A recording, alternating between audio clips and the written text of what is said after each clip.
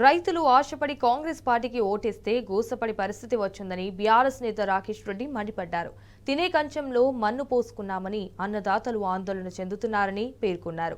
Urea కొరతతో తీవ్ర ఇబ్బందులు పడుతున్నారని కూడా తెలిపారు. క్యూ లైన్లో నిల్చొని సొమ్మసిల్లి పడిపోతున్నారని ఆందోళన వ్యక్తం చేశారు. అయితే రైతులను రేవంత్ రెడ్డి నయవంచనకు గురి చేశాడని ఫైర్ అయ్యారు. రైతులు ఆశపడి కాంగ్రెస్ పార్టీకి ఓటేస్తే ఈరోజు గోసపడే పరిస్థితి వచ్చింది.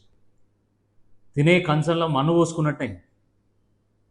ఏ ఊరికి పోయినా, ఏ పిఎస్ఎస్ సెంటర్కి పోయినా రైలు బండి అంత క్యూ కనబడుతున్నది. గంటల కొద్దీ రైతులు క్యూ లైన్లో పడిగాపులు కాసి సొమ్మసిల్లి పడిపోతున్నారు, గాయాల పాలవుతున్నారు. అక్కడ గంటల కొద్దీ నిలబడలేక చెప్పులు పెడుతున్నారు, ఆధార్ కార్డులు పెడుతున్నారు, పట్టా పాస్బుక్లు పెడుతున్నారు.